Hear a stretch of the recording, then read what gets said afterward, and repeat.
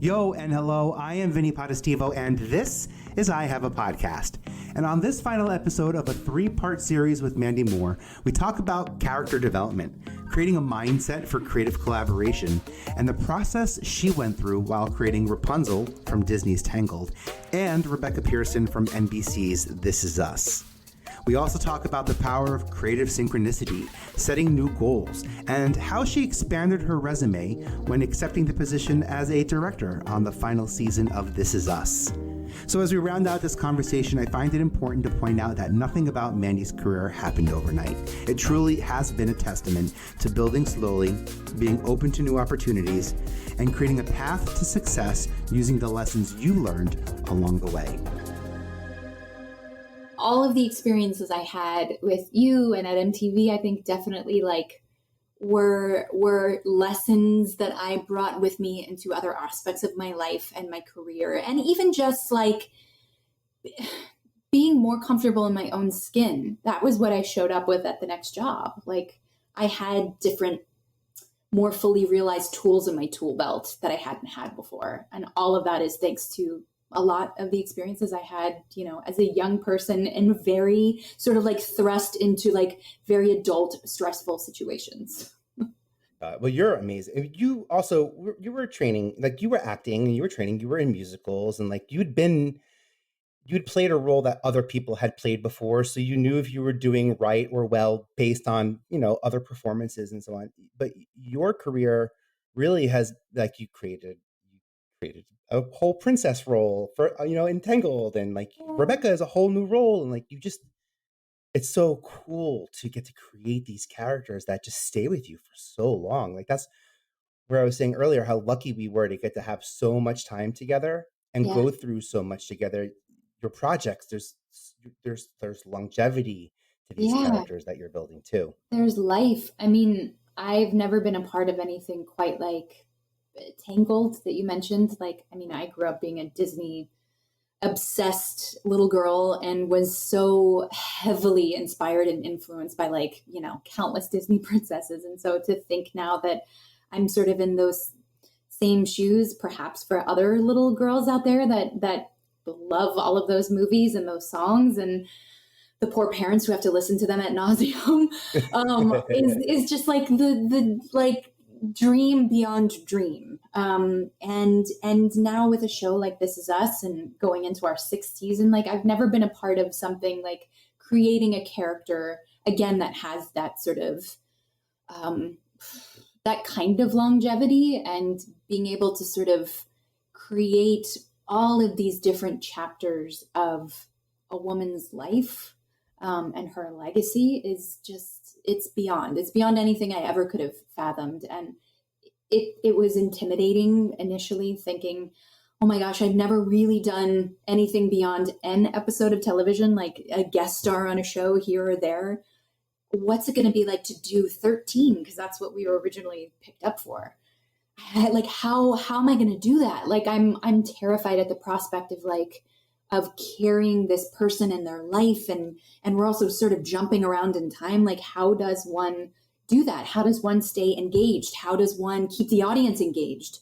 To now be 80, almost 90 episodes into telling this same story with this same group of characters is, I'm oh, I have a better understanding of it now, but also then it doesn't ever go away. Thinking about the future and the life after This Is Us, and kind of sort of starting to figure out what that looks like.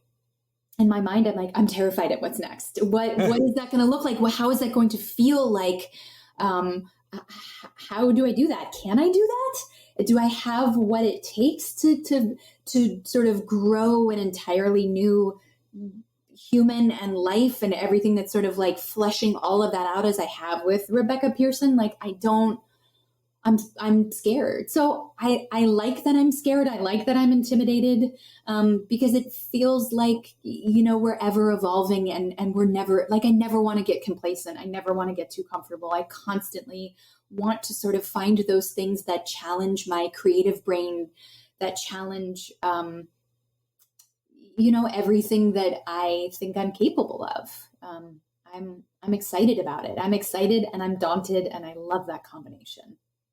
Uh, I'm like getting goosebumps thinking about that. It's funny. I see how if this is like this wild ride that we as the audience are seeing, I see how you're in the front seat of the roller coaster, saying like just where your imagination starts going one way, then the writers come in. Is that how it works? The writers Yeah. come in with like what happens, and you go, oh, okay, so that's how that happens. Every year before we start shooting a season, we sit down in the writer's room and they kind of give us like a overall trajectory of what's going to happen that season for our characters. And inevitably they get excited and start talking about other characters and how that all kind of like factors in. So yes, I'm constantly surprised, like, whoa, oh, okay, wow, I'm excited, but I didn't see that coming. And oftentimes like we're prepped years in advance for some of the bigger moving parts of this family and these stories.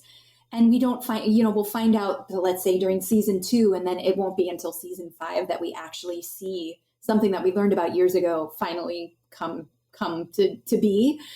So that's surprising too. Like, oh, script by script, we're constantly like, so that's how that's going to unfold. I didn't know when or how, but now we know. So we're kept on our toes as well in that sense, and it's great because again, it sort of doesn't breed complacency. We're constantly like we have to sort of stay like prepared and ready and sort of on simmer for whatever they're going to throw our way.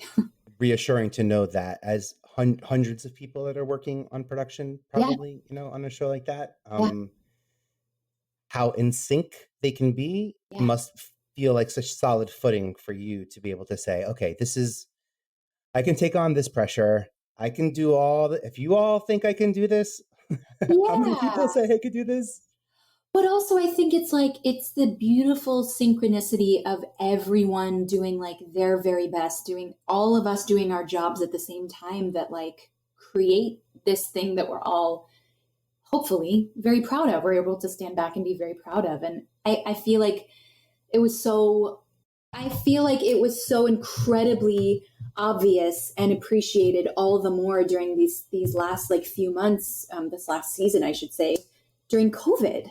Like everyone sort of had to be on their A+ game, not only adhering to like protocols that allowed us to shoot and taking care of ourselves, which in turn helped take care of like the overall health of this like this entire body of people, this entire sort of entity that was working, but we all it's beautiful to sort of take that step back and go like, wow, like the camera department is firing on all cylinders, and our sound and our post-production team, and everybody sort of has to collectively be at their best and doing their best for it all to sort of work. And I love that. It's again like goes back to that teamwork aspect of working on a production, whether it's on a movie or a television show, that I love. I love feeling like we're this well-oiled machine now at this point. And I know like, like I walk into set and it's like I throw on my wire, my microphone, and I'm able to sort of get myself all set up and like help that department while they're getting somebody else ready.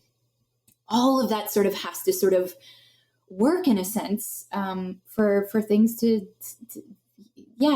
fire and to be their very best. I don't know what I'm I saying, love but that. No, I love that. it gets me excited, and it makes me sort of really appreciate the job that I'm lucky enough to get to be a part of. I don't know if this has happened yet, but have you directed an episode? Is there No, but I hope to next season. Ooh, cool. Because Yeah. I want to see you in a headset. It's like the weirdest thing, but like, yeah, because that's how you say to be that connected with that much just pure talent that's firing on all cylinders. Like when you're dialed in and like as you say, everyone's at their apex. Yeah.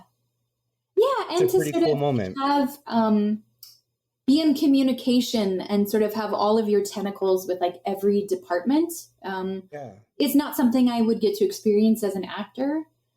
So I think having the opportunity to be in the director's chair and to feel that, and to feel that in the safest possible sense, because I'm with my family, I'm with, a crew of hundreds of people that I have been lucky enough to work with for the last 5.5 years. If I'm going to dip my toe into those waters and see if it's something that I truly am passionate about and excited by, I mean, what better opportunity than doing it in this sense with this group of people? So I I look forward to wading into those waters next year and seeing, like, it's funny, I've had conversations with other cast members who have not directed. We've had a few people that have directed so far, and there were several people who were like, you know what, thought I wanted to do it, I don't think it's for me. And I'm the opposite. I think initially I was like, nope, I don't think it's for me. But as time has gone on and we have, like I said, almost 90 episodes under our belt, I'm like, I feel like I have a good sense of how this works, and I want to try my hand at it and to see if this is something beyond our show, if that's a hat I want to wear in my life. What a weird moment in time. What a weird moment in time. I'm so glad I got to live it side by side with you, though. I could not have pictured or imagined a better person to have done that with. I love you so much. Thank you so much for doing this with me. I am so excited for this juncture of your life and your creative career. I cannot wait to just dig in deep and listen to all of these podcast episodes. I'm so glad that you are finally doing something front-facing the world. Is that the way to say it? I'm just like, it's so long overdue. You were such an incredible sounding board for so many, and you have been behind the scenes for so long, developing other folks. It's high time that you had your moment in the sun, because you are so gifted, you are so wise, you have so much experience, you have so much to teach so many, and I'm really, really glad that you are recognizing that and giving yourself the space to share that with the world. It's really important. Oh man, I love you. Thank you for that. I love you too. I'm so proud of you. You've been listening to I Have a Podcast with me, Vinny Potestivo. If you like what you've heard, please let this be the episode that gets you to leave us a solid 5-star review. Or you can subscribe and share us with someone you think could benefit from hearing the conversations we've had here at I Have a Podcast. The ones that help you build a sustainable approach to creativity and helps you scale your personal brand. 5-star reviews, subscribe, share, whatever you do, take inspired action, and we'll see you at ihaveapodcast.com.